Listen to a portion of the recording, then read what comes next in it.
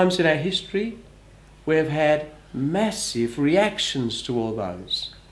When Islam came in the early 7th century, that had an influence on Christianity, and all the churches lost at that stage, especially in the Eastern Empire, Turkey and Greece and all that part, and also Africa, they lost all their statues and their beautiful icons. So nearly all the icons we have today don't predate the 7th century.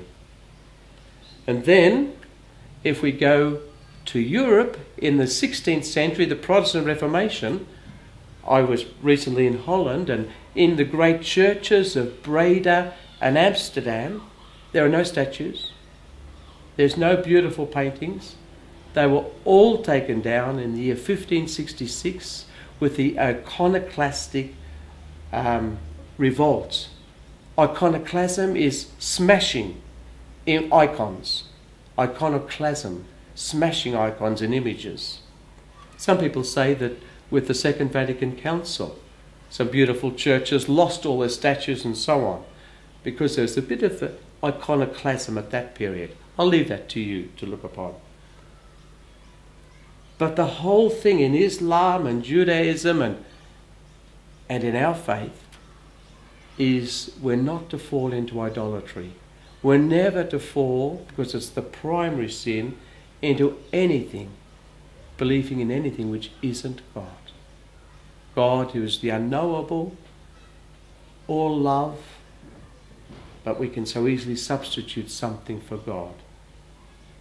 So, this is telling us, because this golden calf episode is right at the sacred moment of receiving the law, at the foot of the sacred mountain Sinai Horeb, there's never been a golden time of unblemished saintliness. We've always been a mixture of good and sin. Okay, so we'll move on to the next episode, which is the renewal of the covenant, which is the next chapter or two. In this, Moses has come down with the people, seen their sin, smashed the tablets, and he goes back into the mountain for 40 days and 40 nights. And he appears there in that chapter 33 as the faithful mediator who wrestles with God for the sake of the people of Israel. When Israel sins or goes off the track, and this will happen constantly, because this scene is a paradigm, really, of what happens to the Jewish people. They're close to God and then they sin. But God always raises up somebody who will bring them back. A mediator, we call that person. God withdraws when people sin, but somebody comes and calls the people back to faithfulness. So he calls prophets to do that, as he's called now Moses to do that. And God listens to Moses. Moses pleads for mercy for the sinful people, and Moses, it's pictured rather beautifully, reminding God of the promises that God made.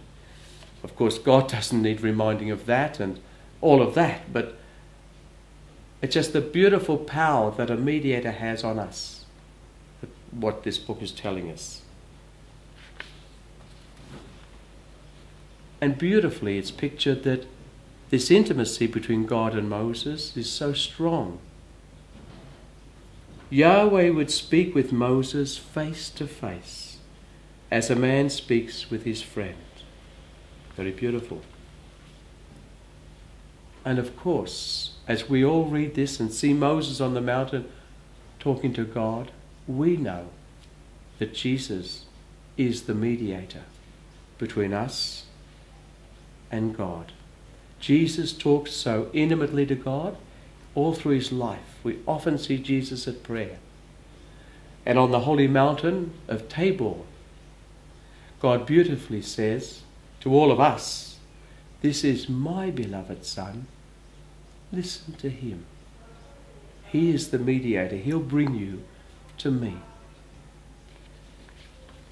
We continue the next chapter and we actually see the renewal of the covenant.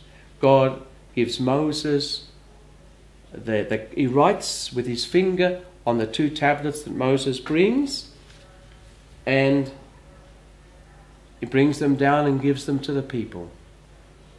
But we see, and we're a bit surprised perhaps, that this isn't the same as the previous one. It's not the Decalogue, it's not the 10 Commandments, it's quite different. There are some similarities, although the wording is different, but in general, it's more about worship than anything else. In fact, the 2 emphases of this particular group of commandments that we call the ritual, because it's more about worship, Decalogue, are these. The worship of Yahweh is not in any way to be confounded or corrupted with the practices of the Canaanites. We are to keep yourselves as followers of Yahweh totally separate from the Canaanites. You're not to marry. Intermarriage is totally forbidden. The second emphasis is that the holy days are established. The holy days. And these holy days are 3 pilgrimage days. The Jewish word, the Hebrew word is Hag. 3 Hag days. We can see how close the Jewish language is to Arabic, because in Arabic it's the great Hajj. The great Hajj to Mecca. One of the most fundamental things that Muslim people do.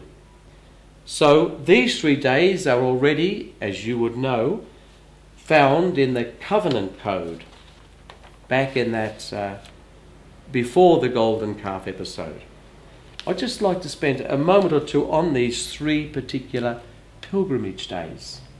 They all started off quite clearly, and this is seen here, as agricultural days, days of celebration of the harvest in some way.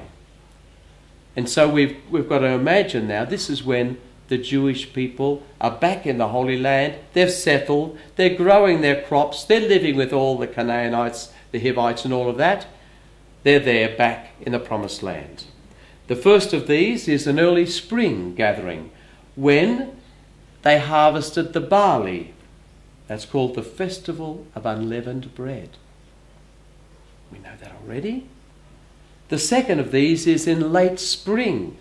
So early spring now, late spring. And that's when they harvest the winter wheat. It's about 50 days after the first. The word for 50th in Greek is Pentecost, the 50th day.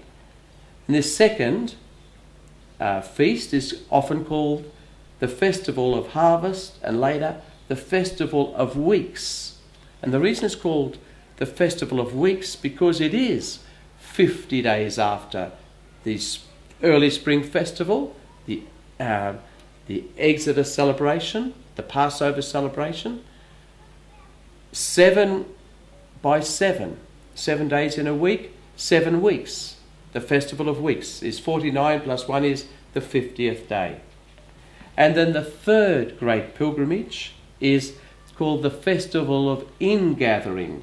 And that's at autumn, and that's when they camp out in the fields for a very, very labour-intensive harvest before winter.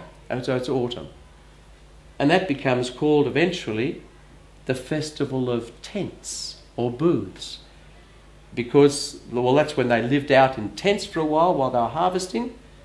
And of course that eventually got called the Festival of Tents, reminding people of the time they lived in the wilderness. By the time of Jesus, we're going up to Jerusalem, to the temple, to celebrate these 3 great feasts.